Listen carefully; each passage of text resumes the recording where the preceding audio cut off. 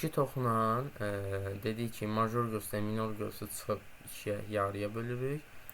İki kəsəndə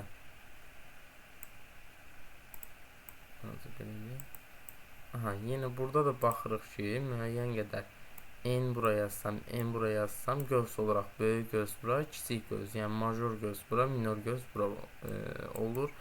Alfa da bura. Mən yenə alfanı tapmaq istəyirəmsə, m göğsündən çıxıram, n göğsünü bölürəm 2-yə. Bu qaydada bir də var bir toxla bir kəsən qaydası, o da həminki düsturla tapılacaq. Çevirədim. Yəni toxla bir dənə kəsən. Bu toxla kəsənlərin əsas hissəsi var, onu bilmək lazımdır, ona gələcəyim. Tutaq ki, belə. Yenə bura n olsa, bura m olsa, bura alfa olsa, yenə mən major gözdən minor göz çıxıram. Alfa bərabər major göz çıx minor göz bölünsün 2. Yəni hər 3 halda mən eyni düsturu istifadə edəcəm. Sonra keçirik aşağıya. Bir bazı düşər. Aha. Bizdə həmin o qeyd etdiyim hissə iki toxuna, bir toxuna bir kəsənin əsas hissələri, qaydaları var. Bunlarda demək olar ki, %70-75% düşür. Ki, indi biz onu qeyd edəcəyik.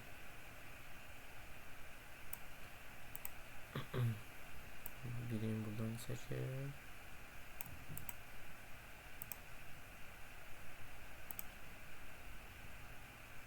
Götürək, buradan çəkir. Bu mənim 2 dənə toxunanım. Toxunanlar burada bucaq A, bu nöqtə olsun, bucaq A nöqtəsi. Bura B nöqtəsi olsun. Olsun bura D. Olsun bura C, olsun bura Y. Uyğun olsun. Deməli, mən buradan ilk əvvəl bilməliyəm ki, bu hissələr bərabərdir. Toxunanlarda bu hissələr, yəni deyim ki, AB ilə AC bir-birinə bərabərdir. Bunu bura qeyd edək. AB bərabərdir AC. İndi məsəl üçün məndən burada AB-ni tap, nə bilim AC-ni tap, AY-ni tap, AD-ni tap deyə bilər. Necə tapacam?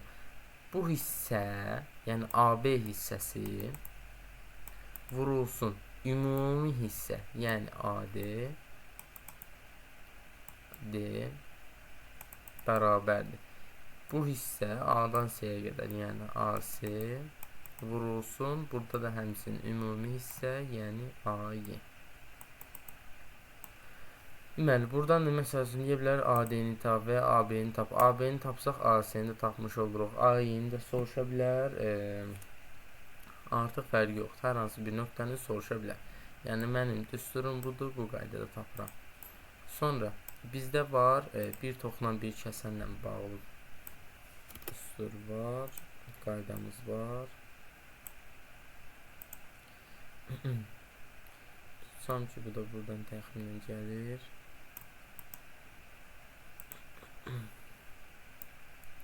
Yenə də toxla gəldi, düşdü bura. İndi yenə adlandırım A, B, D hissəsi. Bura olsun C. Bir toxuna, yəni bir ortaq nöqtəsi. Burada artıq baxıram 2 dənə ortaq nöqtəsi var. Olsun burada Y. Mən indi buradan hansı qənaətə gəlirəm, nə edirəm?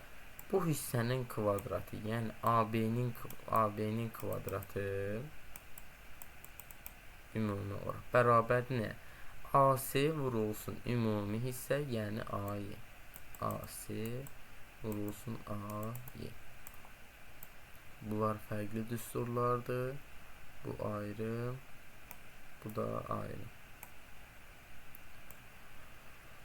Belə, bu iki qaydanı mütləq şəkildə əzbər bilməliyik, əzbərləməliyik düşən hissələrdir. İndi isə keçək çevrənin uzunluğudur, qövsün uzunluğudur, dairənin sahəsidir, sektorun sahəsidir. Bunları qeyd edək.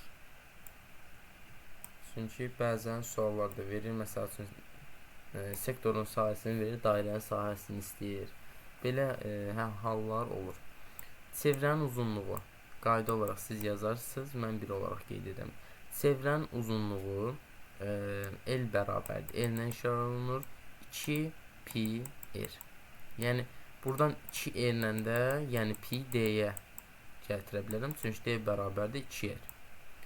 2 radius. İkinci, qövsün uzunluğunu necə taparam? L bərabərdir 2 pi r bölünsün 360 dərəcə vurulsun mənə verilmiş alfa, yəni mərkəzi bucaq. Üçüncü dərəcə, üçüncü düstur. Dairənin sahəsini necə tapa bilərəm? S bərabərdir pi r kvadratı ilə. Bu dairənin sahəsi, xüsusilə qeyd eləyərsiniz. Dördüncüdə sektorun sahəsi S bərabərdir pi r kvadratı böl 360 vurulsun alfa. Alfa da yenə buradakı kimi olacaq mərkəzi bucaq. Bunu qeyd eləyək bura. Bunu mərkəzi bucaq yazaq. Aha, belə. Məsəl üçün yaza bilərəm ki, buraya yazarım S sektor, sektorun sahəsi. Bu da olsun S, nə dedim? Yox. Deyək. Silin buranı. S tutaq ki, dairə. Dairənin sahəsi bura S sektor. Pi r kvadratı deyil, dairənin sahəsi. Gətirib yaza bilərəm ki, SD bölünsün 360 vurulsun pi r kvadratı. Yəni əvəzləyə bilərəm bunları.